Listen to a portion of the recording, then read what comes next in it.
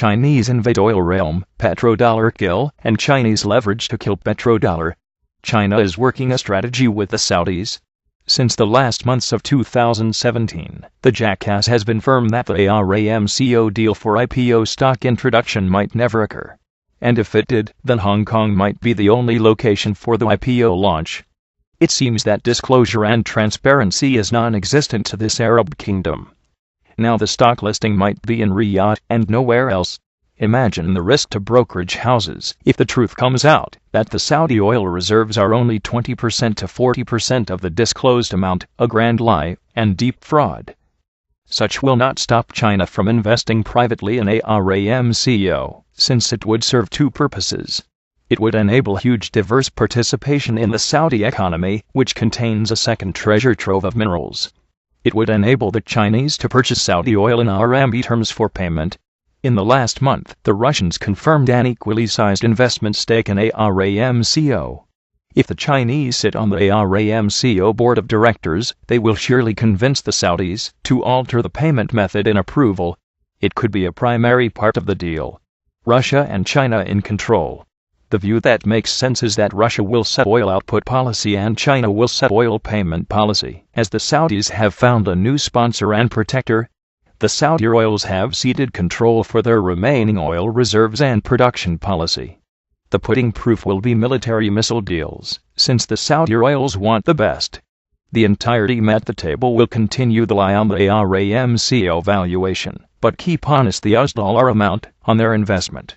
They will cite 10% investment stakes, but while smiling like Cheshire cats. The resulting percentages will be much higher than disclosed, like over 50% for R&C combined, thus control. Sowing RMB seeds in Arab world. Further, Chinese investment across the Arab oil region is extremely evident, and in considerable volume. The extent, range, and depth has never been seen before. It extends from Algeria and Libya in North Africa to Iraq and Kuwait in the landmass, to United Arab Emirates in the Gulf region. The diversification includes port construction, oil production, building refineries, stakes in concessions, and provision of drill equipment.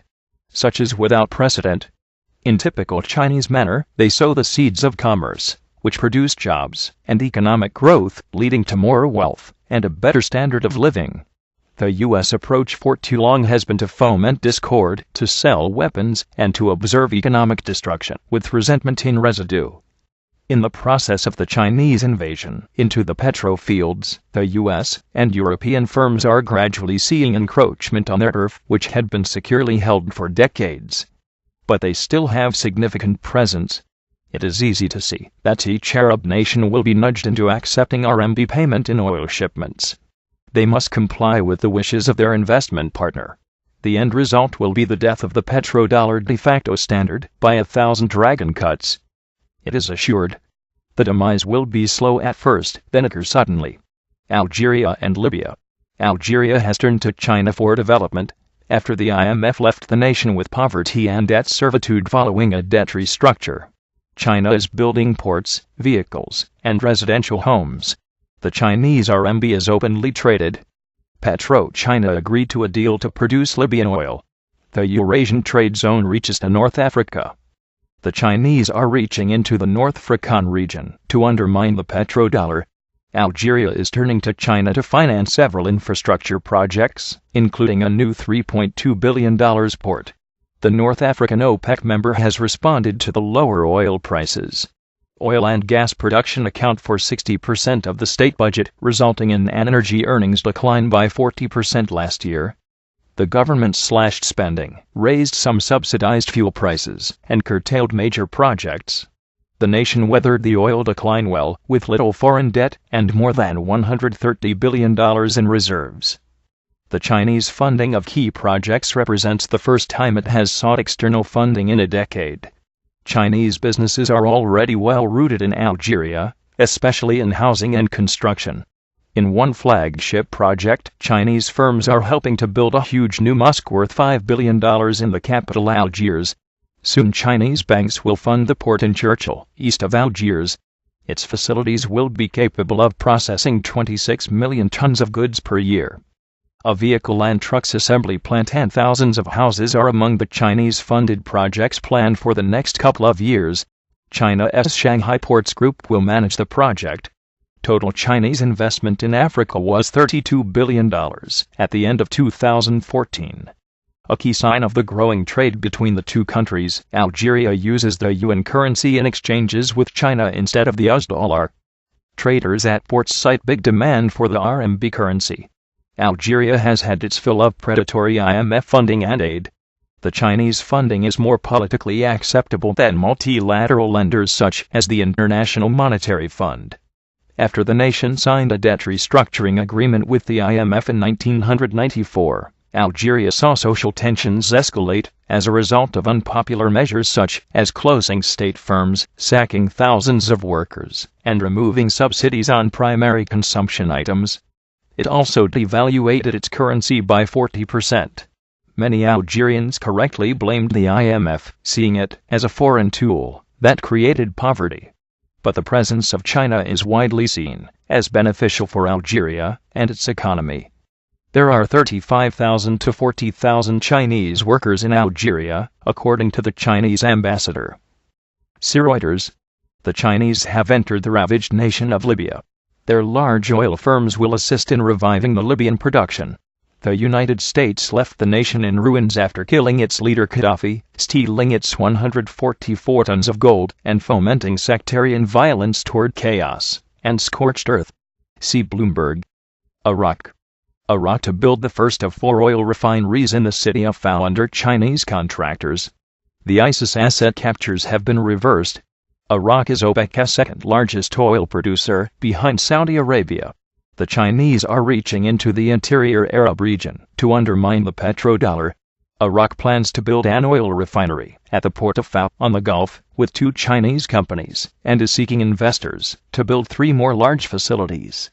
The refinery in Fao will have a capacity of 300,000 barrels per day and include a petrochemical plant.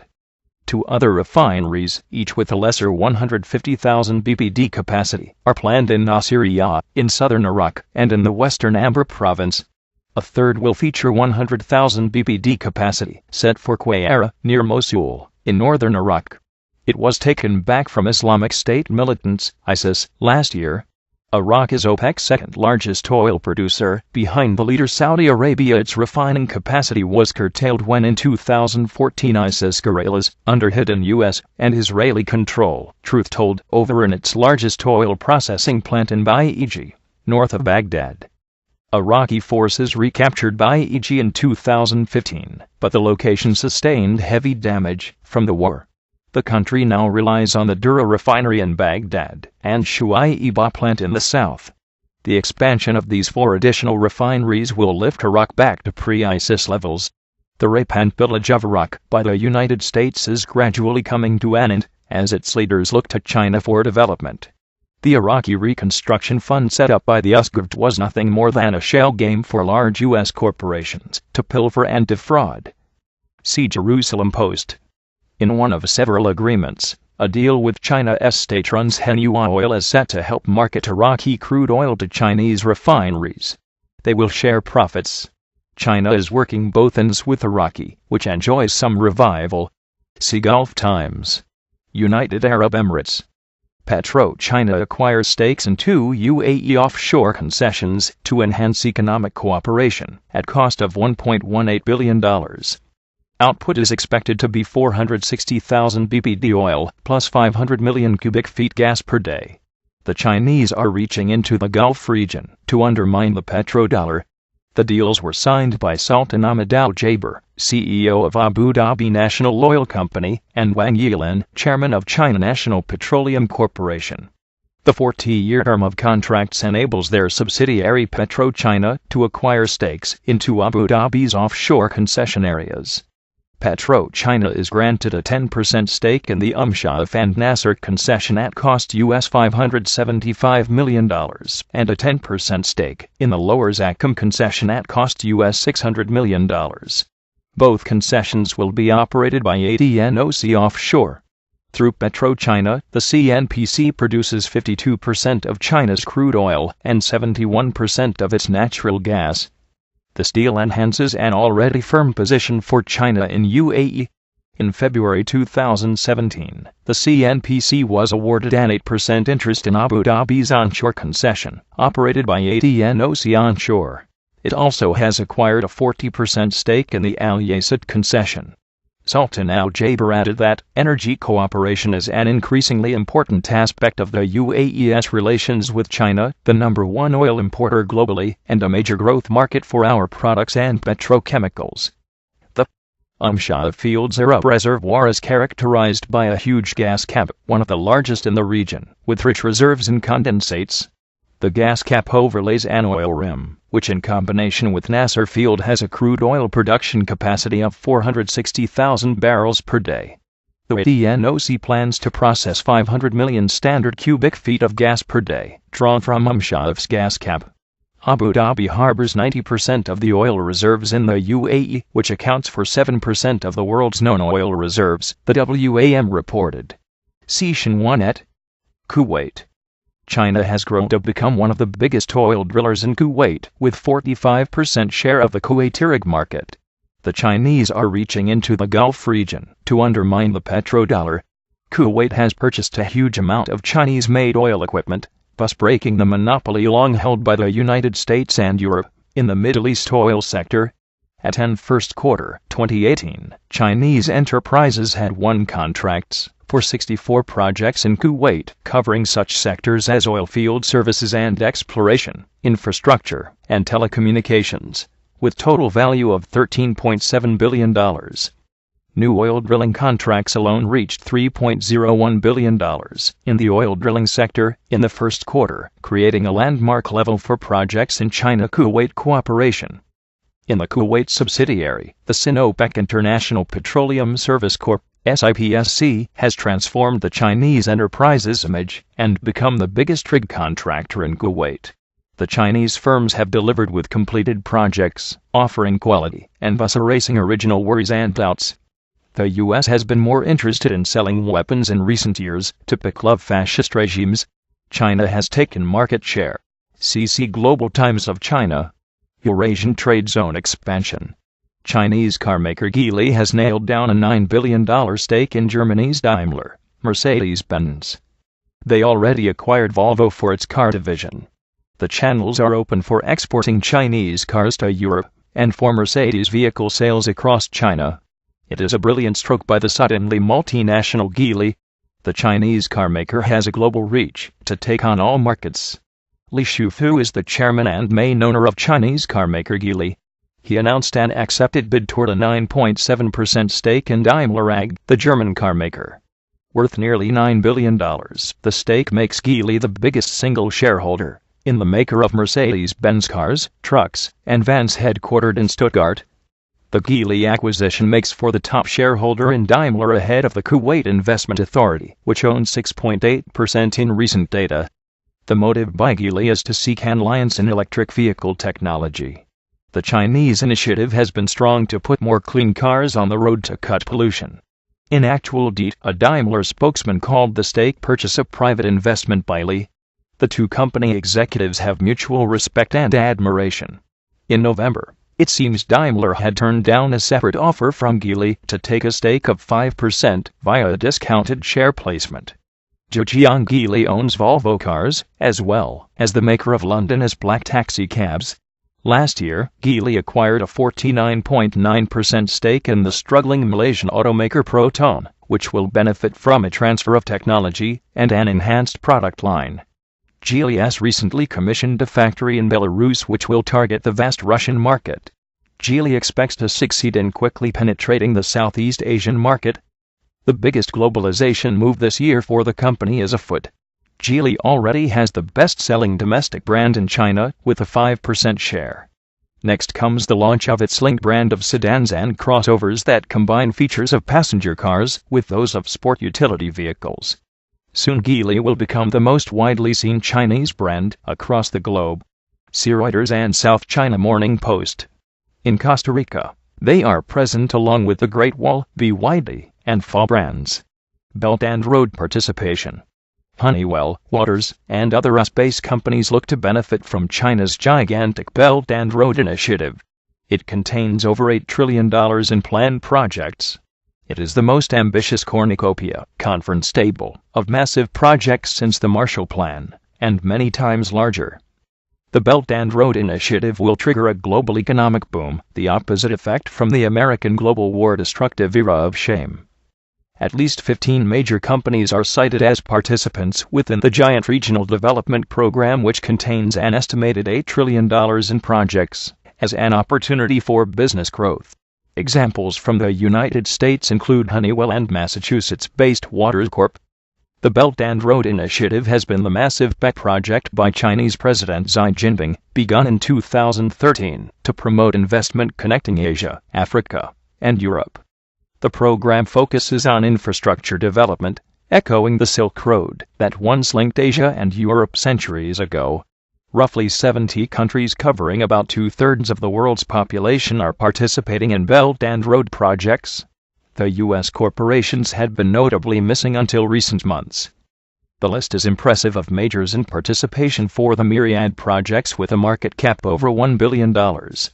It includes Honeywell, US-based Electronics, Chubb Insurance, US-based Waters, US-based Analytical Instruments, Rio Tinto, Australian mining giant, HSBC, British and Hong Kong Bank, Siemens, German Electronics, Kubota, Japanese Construction Equipment, WEG, Brazilian Electronics, Schneider Electric, French Electronic Equipment, Hoitelsat Communications, French Satellites, Worley Parsons, Australian Engineering Consulting, Alibaba, Chinese retail conglomerate, United Overseas Bank, Singaporean Bank, Sime Darby, Malaysian conglomerate for its construction unit, and Thai Oil Public Refineries. Although not cited in the CNBC article, it is reported that General Electric has also landed some lucrative contracts. Connection by railway. The Eurasian linkage moves apace. The Trans-Asian Railway network construction is on track. More freight connectivity is to come between East China and West China to join China as poor neighbors in Southeast Asia. The initiative adds to the growing linkage to former Soviet republics and then to Eastern Europe. China strives to connect the endpoints of Eurasia. Yunnan Province will speed up construction of the Trans-Asian Railway within the southwestern Chinese province. It aims to complete a railway network connecting China with Vietnam, Laos, and Myanmar. Wang Zhangxi is general manager of China Railway Kunming Group. He stated, "Our goal is to build a modern railway network that could connect the provincial capital Kunming with the bordering nations in 5 hours and neighboring provinces within 8 hours." Yunnan is the center of the Trans-Asian Railway, which is a project to create an integrated freight railway network across Europe and Asia. As a deputy to the 13th National People's Congress, Wang revealed that all the construction work connecting China with its southern neighbors is speeding up with expected completion by 2021. Under the current plan, the cross-border railway network will mainly serve freight trains for commercial trade. See People's Daily Online. Susie from Taiwan, hat-trick letter contributor, reminded that this huge railway is mostly intended for freight connecting southern China with Vietnam, Laos, and Myanmar. In the end, the result is to bring linkage to the expanding Belt and Road in an integrated piece. Trade in real goods is the primary emphasis, the main push, in support of China's real economy. The Beijing officials have again and again emphasized the goal to march onward with the real economy. They literally use this term real economy in their public statements, kind of a slap at the Americans, whose financial engineering facades and structures have been a grand grotesque disaster. Chinese leverage to kill petrodollar.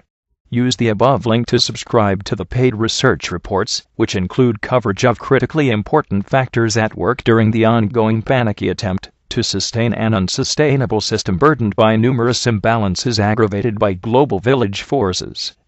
The historically unprecedented ongoing collapse has been created by compromised central bankers and inept economic advisors, whose interference has irreversibly altered and damaged the world financial system, urgently pushed after the removed anchor of money to gold. Analysis features gold, crude oil, US dollar, treasury bonds, and intermarket dynamics with the U.S. economy and U.S. Federal Reserve monetary policy. The Chinese government is greatly irritated by the requirement to use US dollars in payment for crude oil in the global market.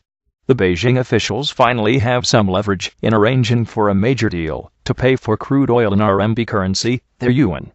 The negotiations have been in progress for a couple months. The development is not covered well in the financial press, not even in the alternative media. It will happen, just a matter of time.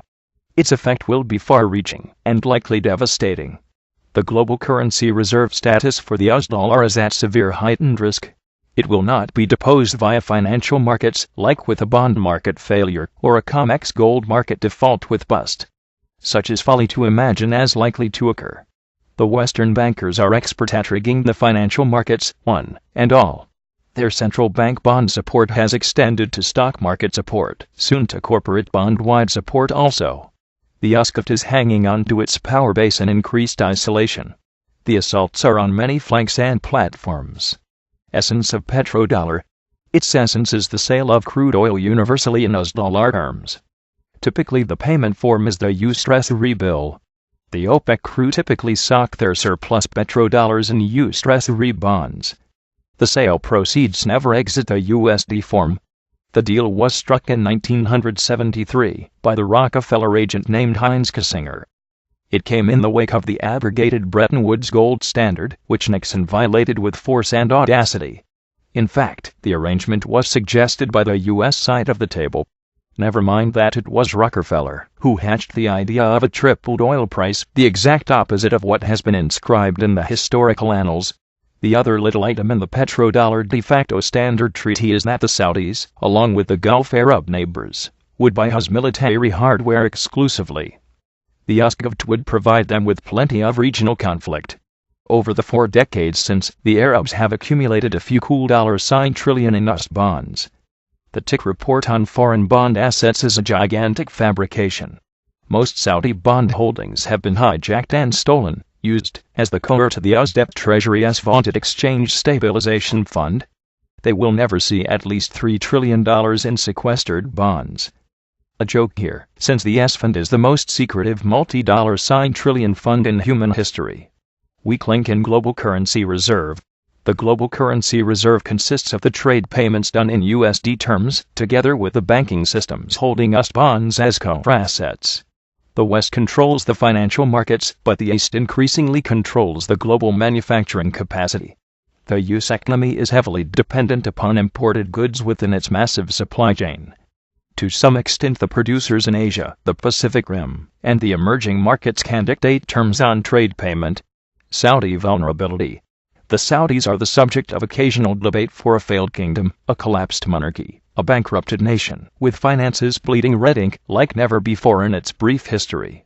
Infighting has occurred to wrest the title of Crown Prince for Mohammed bin Salman, certain to have caused internal resentment, and worse. The kingdom is depleting its financial reserves faster than it is the oil reserves. Deficits are at astounding levels. The lower crude oil price has resulted in half as much in revenues, while the filthy Yemen war has aggravated the costs within the financial ledger. The Saudis have issued bonds to finance their deficits, breaking new ground, and angering some hardline Muslims. Their currency swaps are occasionally showing danger signals. The incidents with Qatar have left the Saudis with few if any friends, even in the Arab world. The arms deal charade with President Trump was one for the comic books. Even Langley is angry, as MBS screwed up their plans to stabilize the kingdom and region with the goal of less terrorism. The other violent clown, Mohammed bin Zayed, is the Crown Prince of Abu Dhabi, in the UAE. Both might soon become expendable. Liar, liar, oil fields on fire. The big fat liars in the oil room are the Saudis. They have lied about their spare production capacity since the year 2000 or so. Such lies are used in attempts to move and to control the oil price. They have lied about their oil reserves for years also.